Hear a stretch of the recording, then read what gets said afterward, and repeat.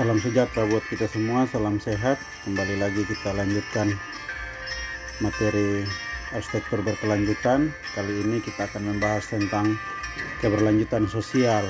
Jadi yang kita tahu bahwa dalam arsitektur berkelanjutan ada 3 prinsip dasar dalam keberlanjutan tersebut, yakni keberlanjutan lingkungan, ekonomi, dan sosial.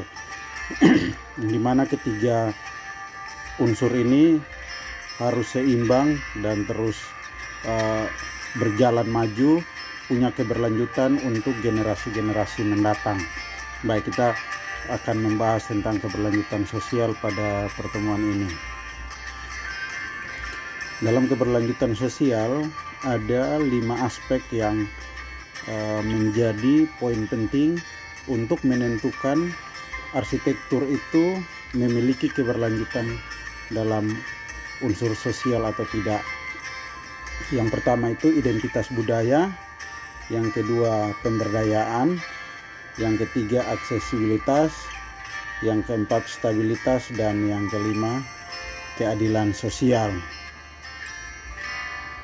Nah, dalam materi ini yang menjadi catatan penting adalah kehadiran arsitektur harus mampu menjaga kehidupan sosial masyarakat pengguna arsitektur tersebut. Kehadiran arsitektur harus tetap menjaga, bukan mengubah kultur sosial masyarakat, bahkan ke arah yang lebih baik. Kita bisa perhatikan gambar di atas. Misalnya ini kehidupan sosial masyarakat di NTT. Ini di daerah Alor, tarian lego-lego. Jadi tarian ini tarian massal yang menunjukkan kebersamaan atau kerjasama, gotong royong, dan semuanya terwakili dalam tarian ini. Di daerah Flores ada tariannya sendiri, di daerah timur ada tariannya sendiri yang bisa menunjukkan kebersamaan seperti ini dalam bentuk tarian massal. Nah, hal-hal seperti ini tidak boleh dihilangkan dengan hadirnya arsitektur, sehingga arsitektur dapat dikatakan berkelanjutan kalau kehidupan sosial masyarakat tetap terjaga, malah harus yang semakin kuat atau yang semakin solid. Nah, yang pertama identitas budaya. Dalam identitas budaya ini ada beberapa hal yang ditekankan. Yang pertama, budaya harus tetap terjaga. Misalnya melalui musik, melalui tarian, atau melalui kerajinan-kerajinan, atau hal-hal seni yang lahir dari kebudayaan tersebut. Yang kedua, setiap budaya harus menunjukkan identitas atau tanda pengenal kelompok masyarakat tertentu. Nah, misalnya dari pakaian adat, dari bahasa, dari hal-hal tertentu dalam budaya tersebut bisa menjadi ciri atau tanda pengenal bagi orang di luar dari kebudayaan tersebut. Kemudian budaya gotong royong yang menunjukkan keberlangsungan kehidupan sosial itu terus dan tetap terjaga, terpelihara dalam kehidupan masyarakat yang masih kental dengan kebudayaan. Kemudian akulturasi budaya. Akulturasi budaya ini menjadi hal yang sangat penting karena di era yang terbuka ini perpindahan penduduk dari daerah yang satu ke daerah yang lain membawa budaya masing-masing. Di situ terjadi akulturasi, pencampuran budaya, tetapi tidak saling menghilangkan, namun saling mendukung. Nah, itu menjadi identitas sosial yang menunjukkan bahwa terjadi keberlanjutan sosial di tempat tersebut. Kemudian arsitektur sebagai wujud dari kebudayaan harus menjadi identitas budaya, menunjukkan keberlanjutan sosial di mana arsitektur menyediakan ruang untuk keberlangsungan kehidupan sosial masyarakat di dalamnya. Jadi arsitektur yang hadir harus menjadi wadah untuk bertumbuhnya atau berkembangnya kehidupan sosial dari pengguna-pengguna arsitektur di tempat tersebut.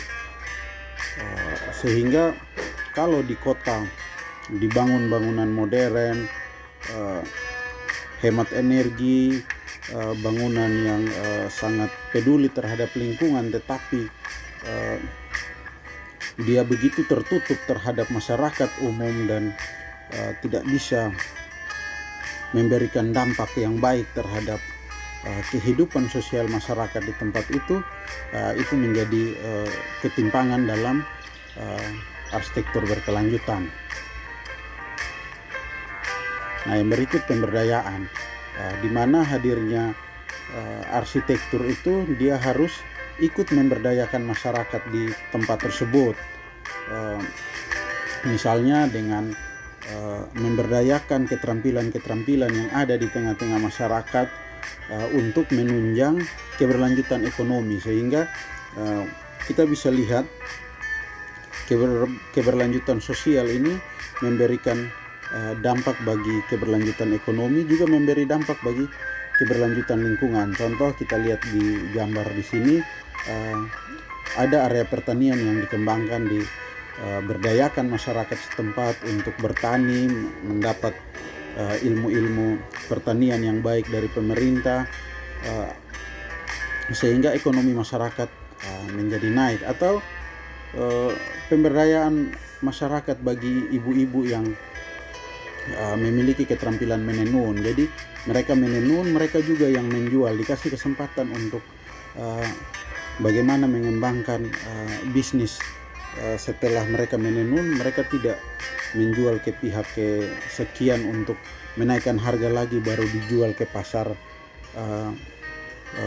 wisatawan, tetapi bagaimana mereka diberdayakan, dikasih kemampuan-kemampuan untuk mengatur hasil tenunan mereka dalam penjualan yang mereka bisa kalkulasi, mereka punya harga sendiri. Nah, di samping itu punya dampak terhadap lingkungan, di mana tenunan mereka olah dari benang yang terbuat dari kapas. Jadi kearifan lokal untuk membudidayakan tanaman-tanaman yang bisa dipakai untuk kebutuhan industri rumah tangga tetap berlanjut.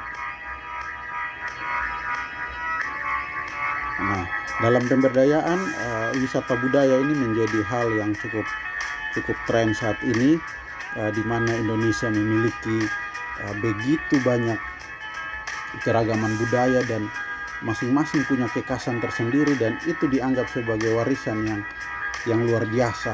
Nah, dulunya masyarakat lokal ini hanya sebagai objek. Mereka datang, mereka dilihat keunikan budaya mereka, tetapi mereka tidak mendapat apa-apa, tidak ada dampak ekonomi bagi mereka. Tetapi dengan pemberdayaan yang baik oleh pemerintah saat ini, mereka sudah menjadi pelaku utama. Mereka sendiri yang menjamu tamu, mereka mempersiapkan tempat mereka dengan bersih, dengan ramah. Mereka menyediakan fasilitas-fasilitas penunjang. Orang-orang datang belajar budaya mereka, menikmati atraksi-atraksi budaya yang mereka sajikan, dan mereka mendapat dampak ekonomi. Nah, itulah keberlanjutan sosial yang baik di sini. Nah, dalam pemberdayaan itu masyarakat sebagai pelaku budaya harus menjadi subjek utama atau pelaku utama, sekaligus menjadi objek budaya. Masyarakat dalam lingkungan sosial harus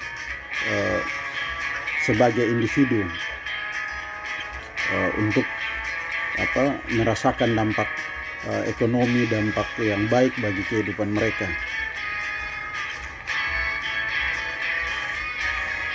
Nah, yang berikut aksesibilitas.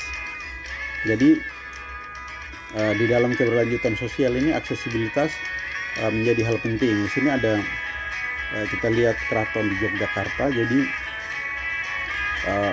berbicara arsitektur berkelanjutan, di mana arsitektur yang hadir itu harus bisa memiliki akses yang baik bagi masyarakat sosial. Nah, sekarang contoh di Jakarta, istana Presiden memiliki waktu tertentu untuk bisa diakses oleh masyarakat. Bagaimana masyarakat mengenal, oh ini istana negara. Memang ada bagian-bagian yang punya tingkat privasi tinggi, ya itu tidak boleh diakses. Tetapi bagaimana arsitektur itu hadir sebagai tempat bernaung, tetapi juga sebagai tempat edukasi. Contoh tadi istana negara itu menjadi tempat edukasi bagi masyarakat umum, tidak hanya diakses oleh pejabat pemerintah, tetapi masyarakat sebagai pemimpin tertinggi negara bisa mengakses, oh inilah istana negara. Nah, ini juga contoh yang baik di Keraton Jogja, bagaimana masyarakat secara umum bisa datang dan berkunjung, jadi bisa belajar, oh ini kehidupan orang di keraton seperti ini, bagaimana ada abdi dalam yang selalu setia melayani semua hal di dalam keraton, bagaimana arsitekturnya, bagaimana budaya-budaya tetap terjaga di dalam kehidupan keraton ini. Nah, ini kalau aksesnya terbuka dan memberi edukasi yang baik, disitulah terdapat keberlanjutan sosial. Nah, ini contoh di Bandung, pemerintah menyiapkan sepeda sewaan di titik transit atau di halte bis kota. Jadi kita menggunakan kartu yang sudah kita isi dengan saldo untuk transportasi ini, untuk penyewaan sepeda. Jadi kita tinggal tap saja, kita bisa membuka kunci untuk penyewaan satu sepeda, dan sudah ditentukan kita gunakan dari titik mana ke mana, seperti itu. Jadi itulah yang disebut dengan aksesibilitas. Jadi aksesibilitas kalau begitu lancar, begitu baik, nah itu aksesibilitas di kota tersebut menunjukkan keberlanjutan, atau dia menjadi indikator bahwa kota tersebut berkelanjutan.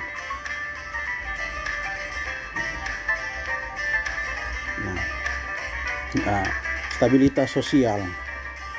Stabilitas sosial ini juga bisa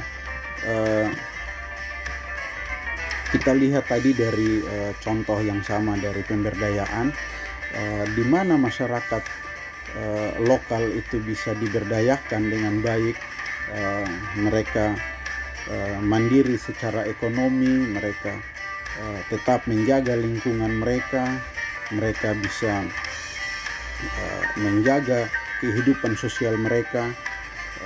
Disitulah stabilitas sosial tetap terjaga. Nah, keadilan sosial, ini contoh ada tradisi gereja Kristen Jawa di Jogja. Itu ada satu hari raya di pertengahan tahun, di mana masyarakat jemaat gereja itu mengarak hasil bumi mereka keliling kampung, dan kemudian datang kembali ke gereja dan ada doa syukur di situ. Nah, di mana hal-hal seperti ini tetap terjaga, tetapi terus didukung oleh masyarakat lain yang apa masyarakat dengan perbedaan keyakinan tetap dengan toleransi yang baik menjaga keberlangsungan acara ini. Sebaliknya juga ada kegiatan-kegiatan yang dilakukan oleh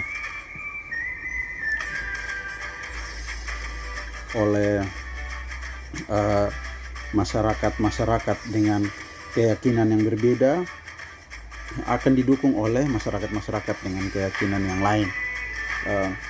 Hal ini bukan hal baru kalau kita bicara soal toleransi di NTT, bahwa masyarakat Muslim, masyarakat Katolik, masyarakat Kristen, Hindu dan keyakinan-keyakinan lain bisa hidup berdampingan, saling mendukung, saling bergotong royong. Atau gambar lain di atas ada delman, ada motor, sama-sama menggunakan jalan raya untuk sebagai sarana transportasi.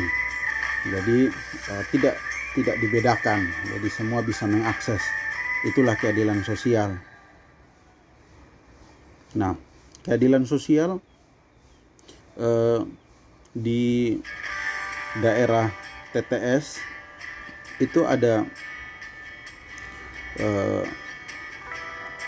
digunakan lopo itu sebagai tempat orang bermusyawarah. Jadi di dalam lopo ini sama-sama adil dalam mengambil keputusan. Laki-laki, perempuan bisa duduk bersama, menyampaikan pendapat bersama dan bisa mengambil keputusan bersama. Nah, ini salah satu contoh yang baik. Ada satu filosofi yang baik dari lopo ini, rumah tradisional ini. Saya tunjukkan videonya sebentar. Baik lopo lak bubu la ay netuin toko minat ala hisnekas ne fakka na kububu on la asat mo ay haniti kububu hatau minat nekas na kububu. Bapak bilang kalau untuk lopo ini kita buat untuk kita duduk itu semua satu hati. Jadi kita berapa orang juga dia tetap satu hati. Nah, keadilan sosial juga bisa kita lihat dari bagaimana sebuah jalan itu dibagi fungsinya untuk kendaraan roda 4, untuk kendaraan roda 2, untuk sepeda, untuk pejalan kaki yang bisa digunakan secara nyaman. Jika pembagian itu bisa dibagi dengan baik, bisa diatur dengan baik, kemacetan akan berkurang, keamanan dan keselamatan pengendara ataupun pejalan kaki juga bisa terjaga dan semuanya dapat berjalan dengan nyaman. Itulah keadilan sosial muncul. Nah, contoh lain, gambar di bawah ini, di tengah kota ada sungai yang disediakan juga ruang terbuka yang cukup untuk masyarakat, sehingga masyarakat dapat bersosial bersama antar warga, bisa menikmati lingkungan yang bersih. Bahkan di tengah kota yang padat, masyarakat juga bisa menghirup udara yang bersih dan sehat atau segar. Nah, disitulah keadilan sosial. Sehingga kita berbicara tentang arsitektur berkelanjutan ini, dia tidak hanya berbicara tentang bangunan tunggal, tetapi bagaimana ke aspek yang lebih luas sampai ke perancangan kota.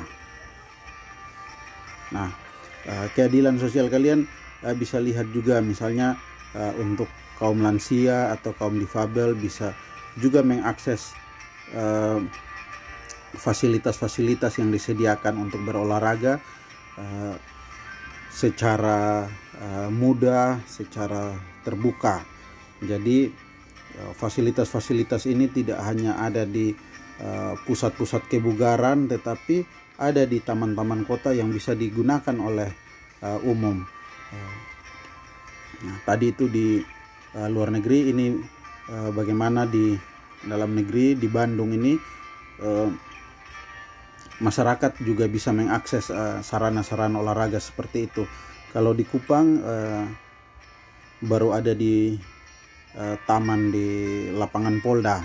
itu sudah ada, sudah bisa diakses oleh masyarakat. Nah, ini contoh-contoh, ada sarana olahraga, ada sepeda yang bisa digunakan oleh masyarakat, tetapi untuk sepeda ini ada biaya pemeliharaannya. Nah, itu saja materi kita tentang keberlanjutan sosial. Jadi dari